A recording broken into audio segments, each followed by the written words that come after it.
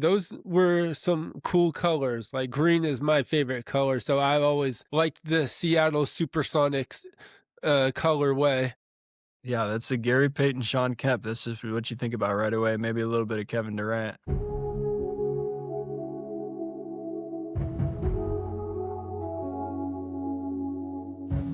Yo, what's up, everybody? Welcome back into the Seventh Man Up podcast. I'm your host, Alex Burleson, and we got a fun one. I got a segment with my guy, Josh Carson, and we're going to be talking about two things here. We're going to be talking about the NBA expansion news, and then him and I are going over the new tanking rules. So that'll be fun, but to get it started here, well, this news is past due of the Spurs and Jeremy Sohan parting ways. After being released, he signed with the New York Knicks. That being Jeremy Sohan, he signed with them. And bro, with how long he's been in the league, I've never really heard him speak till his first Knicks interview. Bro's got a British accent, totally threw me off. I guess OG Anunoby has someone he can have tea with and talk to now. All right, I alluded to it in the beginning, but here's that segment with me and Josh Carson. So just to get it going, what are your thoughts about the expansion news? Yeah, no, an honor to be here once again on the Seventh Man Up pod, the best pod going in the land right now. Hey, what's going on, everybody, Let's again? go. Yeah, no, this is they've been talking about expansion for many, many years. I feel like ever since Seattle left, Yeah. they were talking about it, but definitely more serious in the past couple years. I was going to say, I've always been the type of one where we've been hearing so many rumors and out of source stuff about it where I'm like, I won't believe it until I see it. But Right. then when I really started to see Shams even posting about it, I'm like, man, this thing actually is going to be real now. They're getting the ball rolling. And it looks like not this next season, but the season after, we'll have those two teams in the NBA. Yeah. I think it comes down to when we look at the reporting, they talk about having an owners meeting, annual Yeah. owners meeting this summer, or governors meeting, whatever they call it now, right? Yeah. I'll still call it owners meeting, a little old school. But basically, yeah, they got to vote because there's a rev share thing that's involved with this, That's right? As right. fans, we'd all love to see this, especially Seattle. They've been wanting this ever since, the Sonics left for Oklahoma City. Yeah. Owners, especially owners who aren't, there's different classes of rich. So the less rich owners, Yeah. like, maybe a Sacramento Kings, for example, do they want to share revenue, right, with extra teams, Mm. especially Yeah. 2 extra teams that are gonna be added to the Western Conference for those, owners in the West. So that has to be voted upon. I'm not sure how that whole process works. I just know that that's kind of the next step in it, but it's Yeah. something that I think the majority of fans would want. And those 2 destinations of Seattle and Vegas sound like the most realistic destinations, and I Yeah. think that teams there would do really well. We've seen success in other sports, so why not bring it to the NBA? That's very true. And yeah, you just mentioned Las Vegas. They already have the Las Vegas Raiders. So adding basketball to it would bring even more excitement. Like, how much excitement can there be in Las Vegas? It's Vegas, for crying out loud. Yeah. Well, there was always concern back in the day about if we put a team in Vegas, we'll be able to basically keep everything under control with all the Yeah. craziness that happens there. But the league has seen success. '07 with the All-Star game there was kind of their first kind of dipping the toes into the water there. Summer League is there every summer and it does very well. I got to go to that once. It's a very fun event. And then you mentioned the Raiders for the NFL. They have the Yeah. Golden Knights who have already won, if maybe multiple Stanley Cups. They've won at least one since they've gone there. And then the A's for baseball are going there in a few years. So Yeah. Yeah. Vegas is no longer kind of a taboo place to put a pro sports team. So there's a big reason why the NBA would want to go there. And then Seattle's like, come on, Yeah. we got to get the team back there. Really, it doesn't make a lot of sense to not have a team there. It's a major city. Now Yeah. with the Seahawks being the Super Bowl champions again, it's been a legitimate sports city for a while. and Yeah. they want their Sonics back. And I hope when they bring them back that they bring back the exact same color scheme. I We want don't that want too, anything yeah. changed. We just want what we saw, back in the 90s and early 2000s. Yeah, yeah. No, those were some cool colors. Like green is my favorite color, so I've always liked the Seattle Supersonics colorway. Yeah, that's the Gary Payton, Sean Kemp. That's just what you think about right away. Maybe a little bit of Kevin Durant, but Yeah, yeah, yeah, that'd be good. I'm looking forward to that, and then we'll see what they do with the Vegas team or what they try to name that team. I don't have any suggestions right now. Maybe me ask the neither. AI. Well, you can name a Vegas team for basketball. Chat GPT it up. As long as they're not called House of Cards, and everything crumbles. We don't want that. But they can do That some is definitely some cheesy. cool schemes. Yeah, right. Some cool color schemes and stuff. Yeah, Kinda gold, red, maybe some of those.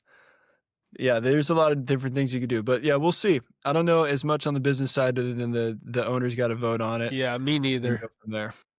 Yeah, I'm just thinking about this from a fan's perspective. To heck with like the business side of things. It's a very But real thing, but we don't it gotta worry about is. that, right? We're Yeah. not negotiating those deals. No. We're just waiting for them to pan out, basically.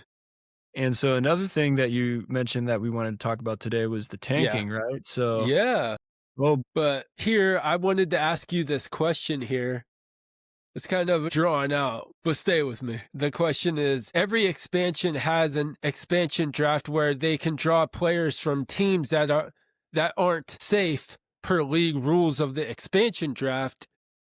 And with all of that, every team has or must have a star. So with that, what superstar players do you think might come to the Sonics or the Vegas team? Like it seems every team needs that quote unquote star player. well, I did look over your notes a little bit, so I did see that you included the names Ja Morant.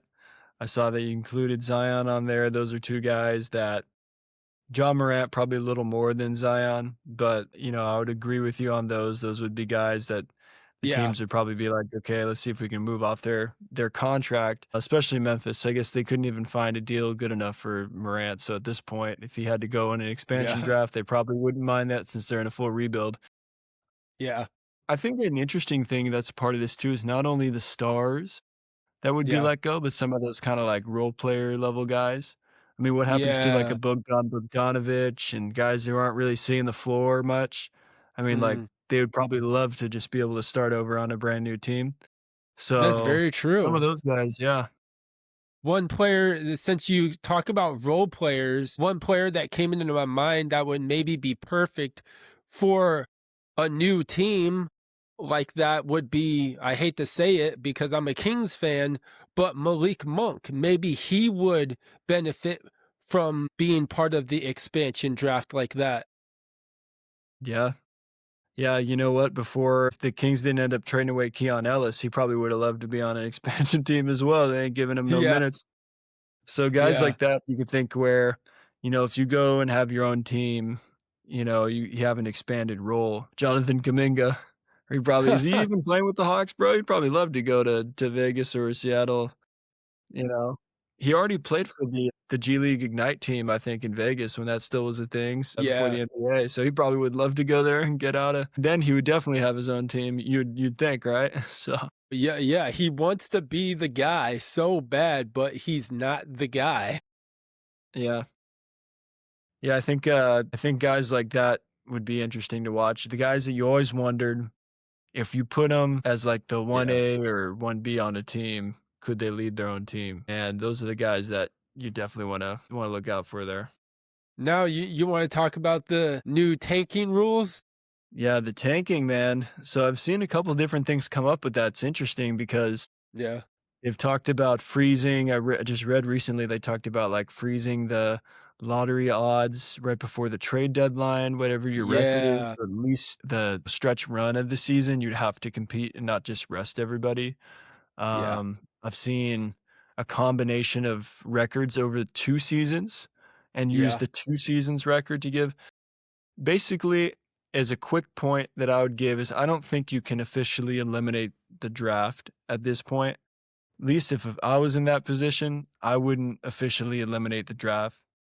All other Yeah. sports, major 4 sports in America have a draft, and I'm not saying do it Yeah. because those others have a draft, but the thing is, like, you don't see this in hockey. You No. don't really even see this in the NFL, and I understand the NFL is different because there's less games, but in hockey, for example, there's still Yeah. 82 games, and you don't really see this as much, or at least it's not reported as much. So Yeah. part of it just comes down to, like, the NBA. The problem is, I think analytics, there's a combination of analytics and a little bit of this, like, entitlement complex that can seep in, okay? Because 'cause they're getting paid a Mm. lot more than hockey players. I mean, the league makes more money, so Yeah. we get it. Yeah.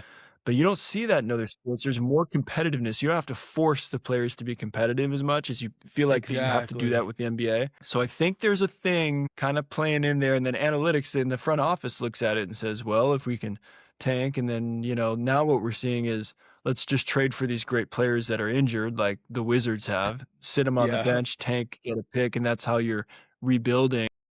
Yeah. There's that, like, analytics strategy side that comes into it, plus with players, if you tell a player, "Hey, you can just rest and make $100,000,000, they're gonna do it, you know? So you don't have to force them to play, but in other sports, they may want to, like, we Yeah. compete no matter what. So there is a bit of more of a problem in the NBA. I don't really know what else they can do to fix it other than some of the stuff that they're putting on the table, but I kinda like the idea of freezing the odds right before the All-Star break. I don't know if that would cause them to tank earlier in the season, but, that's could be one solution. I was gonna point that out. Out of all the rules, I have the rules here that I'll point out, but that's one of the rules that I really like, freezing the draft odds at the trade deadline or at a later date. Because yeah, we want competition down the stretch of the season. We don't want teams doing what the Wizards, what the Kings are doing. We want to see teams fight to the end, whether it's for a top seed in the playoffs or to just barely make playoffs, however it may be. There's one strategy that hasn't been brought up so far, Yeah. and I think that's bringing back the Zebos, the Quincy Aces, the Rasheed Wallaces, the Ben Wallaces, Mm. the guys that would just fight to the very end, you know? You don't have to tell them to play Yeah. hard, and get those guys in every single one of those guys type of guys, in every locker Yeah. room, and just put those guys in the players' faces every night and tell them, "If you don't play hard, we need to bring back some of that old school, man." I don't really know how do you encourage competition other than you just got it or Yeah. you don't. But you That's a gotta be great incentivized. point. Yeah, no, that's a great point that you say. Shout out naming all those players again Yeah. with the AC drop. AC. But yeah, in the grand scheme of things, it's really hard to tell teams like, hey, we want you to compete. We're not looking to tank or looking to be one of the worst teams in the league. We want to be good. And yeah, a high draft pick might be the cost of that, but you're wanting to put your best product on the court. Every team says that at the beginning of the year. Every team, even the Wizards, even the Kings, they've said throughout the year, we're wanting to put our best product on the court. Are they doing it? No, but part of that is due to injury, but behind the scenes, they are tanking per se.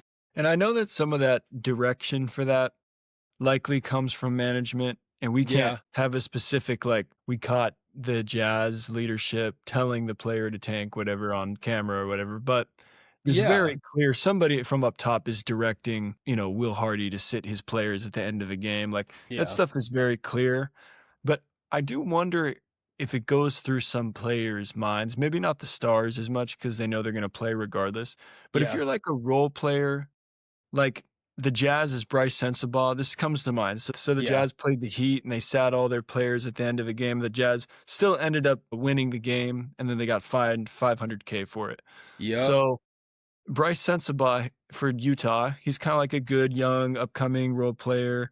He starts sometimes here and there. He hit the yeah. game-winning shot. You got to think about a guy like that. Does he necessarily want to like have DeBansta or someone like that, for example, come take his spot? Like, I don't think he wants that. So it's hard as well when you're telling some players like, "Hey, it's very clear, the writing's on the wall, we're trying to lose." But what about the role guys? Like, don't they have the competitiveness Yeah. in them to say, "I don't want some rookie coming in here and taking my spot, so I don't care what they say, I'm gonna try to go out there and win." And I think if enough guys came together and just said, "You know what, man? Like, we ain't gonna look sorry, you know? We only Yeah. got so many years to play." But that's a decision they have to make in their own minds, Mm. and I think a lot of this direction and what teams are choosing to do with tanking is it's above the player's pay grade. Like, Mm. it's coming from Yeah. somebody else, and they're just told to go along with it, and if we Yeah. had a league full of Wembys, it wouldn't happen, but we don't. So, we need Yeah. to start cloning, okay? I have all of them right here just to give everybody who's listening and watching what the new tanking rules are. They go as teams can't pick top four the year after making conference finals. Now, that one I saw on Twitter, a lot of people were kind of like talking about, man, that seems like they're taking jabs at the Pacers. Yeah, I mean, there's that, and then I also wonder if that matters or plays into trades. Like, Oklahoma City has all Yeah. these picks, you know what I mean? So what if Oklahoma City's super successful, but then they made all these trades for these picks and they pick swap with another team? I didn't think about that. Yeah, trades will play a big role into that. Yeah. That's a good point that you made there, Josh. Yeah. The Indy thing is legit though, and obviously it's because they had the Halliburton injury, but I know that's a tough one because they're already a good team. You would make the argument that Yeah. Indiana doesn't need, a top 5 NBA draft pick. Like, they even with Halliburton coming back, like, they don't need that. They just were in the finals a year ago. And Yeah, that's the thing with the Cooper exactly. flag too. It's like Dallas has been a good team. Now, they made some bad decisions. That was on them, right? But they didn't need to like Washington. Let's just take the teams when they started the season, like, probably, before the season started, like the Jazz, the Hornets, Washington, the Kings, like, Yeah. they needed Cooper flag. Mavs didn't need Cooper flag, you know? No. So stuff like that is just, yeah, it's tough. If they could put rules in to help that, then great, but if not, man, you gotta make the owner sell the team. No, Gosh. I'm just kidding. In the grand scheme of things, for me, at least with all of these new tanking rules, I think this raises the competition level in the league as a whole. That's the hope. That's really the hope of why they do it, and I just think it's a shame that you even need to have rules for this. I think it really is like, what do we come to? Like, we need to have rules to try to get teams not to suck? Come on, man. Just Like, what flat are we out, doing? yeah. Other leagues, they don't have this problem. Maybe they do, and it's just not, but I never hear about, like, trying to get hockey guys to play hard. Like, you never hear Yeah. about that, you know? Yeah. It's kind of a shame, and we love basketball, but it's a shame that it's come to this, and it's not. Exactly. I do believe it's not solely on the players. No, Management it's has not. found a way to bend the rules, and because basketball has become more, "Okay, how do we get every advantage that we possibly can?" That's why all these teams jack Yeah. up a bunch of threes, and it's become very much more strategic, Yeah. and part of that is for the good, but part of that is for the bad, and I think this is where we're Yeah. seeing part of it for the bad. Yeah. No, like, again, there's so many pros and cons to what you can and cannot do. And one idea that crossed my mind, I don't know if the NBA would take this up, is do what the NFL does. Whoever has the worst record in the league that year, they're the ones that get the first pick. And then it just goes in order of the lottery of teams that missed the playoffs. Now, do you think that would make tanking even worse, though, because teams would really try to lose more to get that that last pick or the worst record? Yeah, that's why I said maybe. I don't see the league doing it, but it's something that crossed my mind. Like, I'm not gonna like write a letter being like, Adam Silver, do Yeah. this. I think that would be good. I think that works in the NFL because there's less games too. Yes, I There's think less that works games, so too. if you're clearly bad, you have less chances to try to right the ship, and you're Yeah, probably gonna be bad, like, regardless, you know? yeah, But with an NBA team, I could see right now, like, who is it? Sacramento, they could be like, "Ok," if it was that's the case, right? If it was the case where you have the worst record, they yeah. literally have no incentive to win for 2 months. Basically, yeah. So, yeah. and they wouldn't even try. I think it would get even worse. Although, I mean, I don't know. Yeah, I think it would be even worse. Because basically if you're tanking and you just have right now, what is it? Like a little bit above 15% or something like Yeah. that to get the number 1, and you're tanking so hard to get just a 15 to 18% chance at number 1. Imagine if you were guaranteed number 1 for being the worst. You'd tank even worse. That's very true. Yeah. Like, you'd be so bad. Oh, Yeah. man. So, yeah, that's why I just threw it out. I don't think that that's going to happen. As my little brother would say, not gonna happen. Yeah. Classic. What if we got Yeah. to the All-Star break, and if a team is clearly tanking, they just get sent to the G League, and you take the G League team into the NBA? Oh man, what? Oh man, I'm blanking on what. There's a league that does something like that. I forget what sport it is, but they do that. Like, The team that finishes worst goes to the lower league. Yeah, it's some soccer I or think it's football. soccer.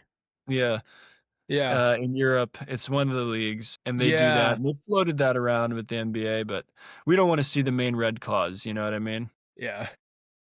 We don't wanna see Maine Red Claws or Stockton Kings get into the NBA. Stockton, imagine Stockton, and the Oh teams my had to travel gosh, to Stockton, they look around, they go, "What kinda place is this, man?" John Morant might like Stockton. Imma tell you this, man. I know, but John Morant doesn't know nothing about Stockton, alright? If he wants to Oh my experience the gosh. hood, there it is. Yeah.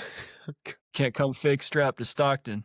Yup. No toy guns over there. This is so great, man.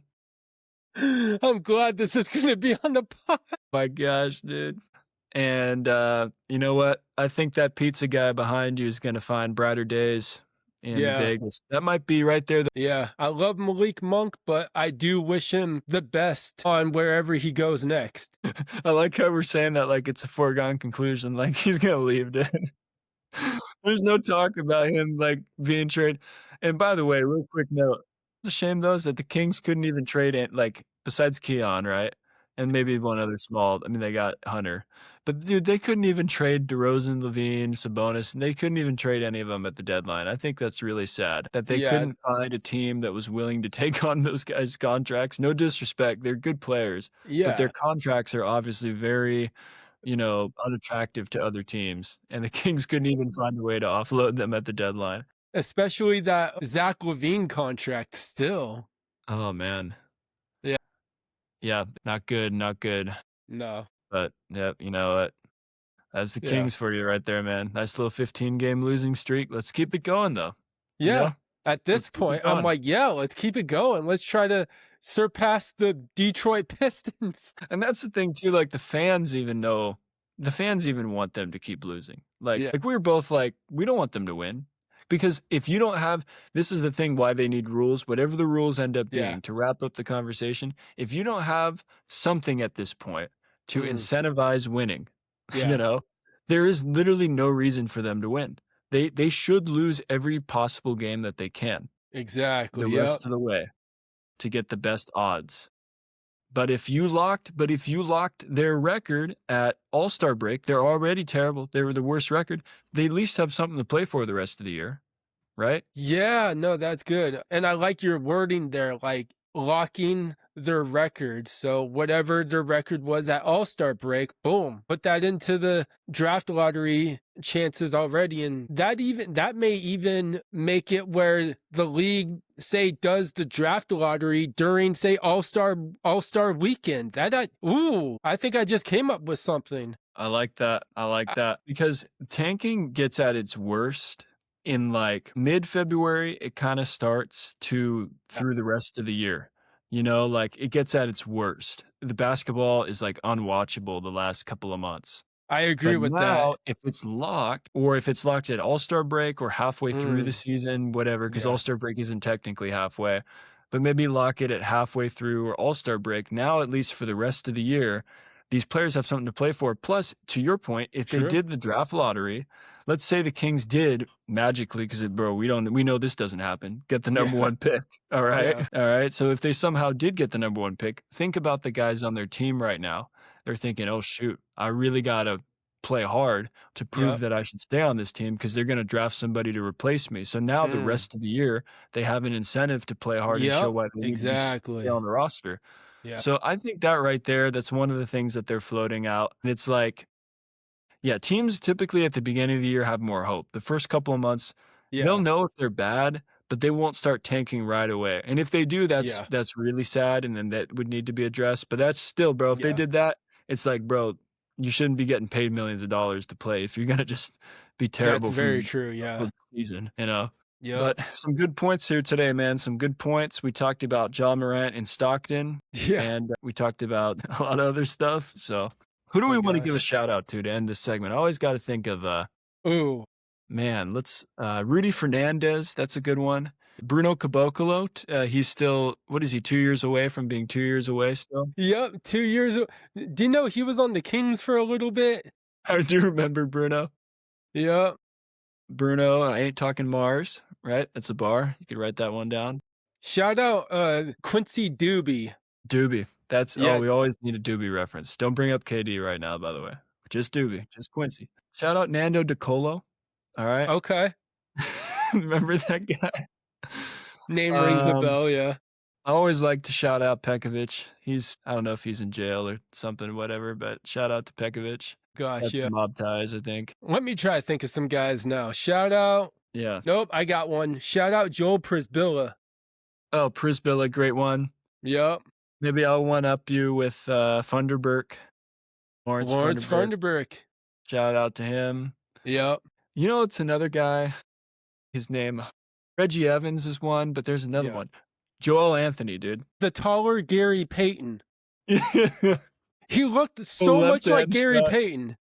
You know, I got to tell you one thing. When I played 2K back in the day, I remember opening up packs in my team for NBA 2K13. Yeah. And whenever you pulled Joel Anthony out of that pack, you're like, oh man, dude, I spent my money on this. No disrespect to Joel Anthony, but in that game, the game was disrespecting him. They had him ranked as like at the 60 overall. And whenever you had Joel Anthony, it was like, oh man, what am I No, getting? I think he deserved better. He had respect with he had the respect of LeBron. He had the respect of Wade. He had the respect of Bosch. There's a reason he was part of that starting lineup for a while. That's right. Man, they were winning championships with Joel Anthony and Chris Bergman. Yeah. And I got one more. And the viewers might have to look this one up. Former Clipper. 2006 Clippers. Boniface Njai. Name rings a bell, but yeah, I would have to look that up too. But the name is ringing a bell. Go look him up. He's one of those guys, very classic mid-2000s player that's got about one highlight on YouTube, and then the other one's like him playing in the Euro League or something. Yeah. Classic. All right. Yeah, that name rings a bell. No Raja. No Raja. No Raja. No Raja. Shout out Sean Marion. 7 seconds or less. Yep, 7 seconds or less. Mikhail Petrus. Dude, I love that guy. Yeah, Petrus on the Magic back in the day. Man, he was good. That Magic team really was ahead of its time. Petrus, it really was. Turkey Glue. Yeah. On that team. Yeah. Turkaloo. Rashard Lewis. Yeah. Rashard Former Lewis. Sonic. Yeah. Yeah, former Sonic in his early playing days. Nick Collison, retired Thunder legend. Feeling good about Al Jefferson. That was another one. Big Al. I really liked Al Jefferson growing up, by the way. He's one of my favorite players because I like that old T-Wolves throwback. And so I remember seeing Al Jefferson playing with the Wolves. I was like, yeah, that's a good player right there. No, he was good. He was your stereotypical big man that I think Cousins modeled a little bit as well. DeMarcus Cousins. Yeah. Both banged down low, great offensive game in the paint, big buff dudes, knew how to rebound the ball, knew how to get in people's faces. Not many outside shots. You could say the exact opposite of the Red Rocket, Matt Bonner. Matt Bonner, yep. I don't think I can go one better. Okay, one better. You want to guess the player I'm thinking of? That the only player in NBA history that you could say, okay, I'll give you that one. He's one better than Matt Bonner. Scalabrine. But yeah. But yeah. Yep. The White Mamba. Don't tell me about Michael Jordan or LeBron or any of these guys. We're going off the rails right now. Connor and Scal are in a class of their own. Yeah. Total class of their own. And that video that is up on YouTube where Scalabrine kind of challenges average Joe players, I love that video because it's just a whole bunch of non-NBA folks just saying like, hey, you stunk in the NBA. I bet I could beat you one-on-one. And then Brian Scalabrine goes and destroys each one of those players. It was called the Scallenge. He put it together man. because he was tired of seeing the hate on Twitter. And he just cooked every single one of those guys, like 10-0. Oh, boy. I think that's a good way to end the segment, bro. I loved having you on, man. It's always a pleasure. All right. A lot of good stuff there with Josh and I. Hope you like that. So back to the pod here now. This is what I want to talk about is the Sacramento Kings. The Kings now have a losing streak that's old enough to drive. Let's see if they can get it to rent a car and have a beer, that being 21. I'll gladly share a beer with them if it comes to that point. I'll be watching the game and just sipping on an 805. But for real, the Kings' losing streak has gone to 16, and that is bad. Like, you heard in the segment with Josh and I about them possibly getting to Detroit's record of 28. Kings have lost so many games where us fans were like, keep losing. If they get to 28, oh my gosh, that's horrible.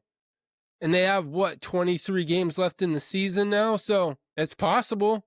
Do I want to see it, though? No. All right, moving on here. Since 2000, the Kings have had 14 coaches. Since Rick Adelman, no coach has lasted more than 3 seasons. The 2 coaches that came close were Dave Yeager and recently Mike Brown. And the Kings are sticking with Doug Christie because they don't really want to hit the reset button, which is understandable. Like, I get it. They don't want to keep going over and over again of hiring a new coach. Then say things don't work out, 2 seasons. And with how much I love the Kings, at this point, I'm like, what coach really wants to coach the team? But Christie, he loves the city of Sacramento. He has history with the Kings being a former player. I just think he needs a little more experience. So we'll see how it plays out for Doug. All right, so here is my biblical encouragement for you guys. Here, I want to read Proverbs 27:17. It says, iron sharpens iron, and one man sharpens another. Growing up, I sometimes would wait for people to come up to me for creating friends. I was never the one to create friendships. I was always the product to the created process. I became the friend. I didn't become a friend, if you feel what I'm putting down. Now, as the verse says, iron sharpens iron. I was being sharpened, but hardly doing any sharpening of my own. And due to the fault of scarcity, I was being sharpened, but not sharpening myself. Now, the older I've gotten and the stronger in my faith I've gotten, a boldness and confidence has taken over where I do sharpening of myself. And that's through the work of God in my life. And part of that is this story right here is my best friend, Keith. So back in 2018, my family and I, we suffered through a tragedy, losing my little brother. And that day, the day it happened, I literally called up my friend Keith, told him everything. He dropped what he was doing that day, and then him and I just went for a drive. That was him being a friend. He was sharpening me when I needed to be sharpened. Friendships can sometimes be stronger than your own sibs. That's a hard pill to swallow if you're a sib, but fam is fam, and fam comes first. Always. It goes Jesus, fam, then friends. But what's so cool about friendship is that the bond you create can be like family with them. And out of all this, my encouragement to you all, and still for me, is to allow yourself to be sharpened by those you are close with. And by doing that, gradually, you'll see yourself sharpening others, even by what you do, asking how their day is, offering a hug when needed, or just being there to listen. You'll start to see how sharp your relationships become with friends. Now, have you seen those rods that are used for sharpening knives? You swipe a knife with it multiple times to sharpen the knife. Each swipe sharpens the knife more and more, and to you, to me, each swipe is that little bit of correction through knowledge, advice, and wisdom out of life and the people you surround yourself with. So, from all of that, I gotta ask, how sharp do you want to become? Now, I hope you stay sharp. I want to be sharpened every day, daily. All right, guys, so with that, that's the pod for today. And as always, remember, stay up with them threes up. Love, joy, and peace. See ya.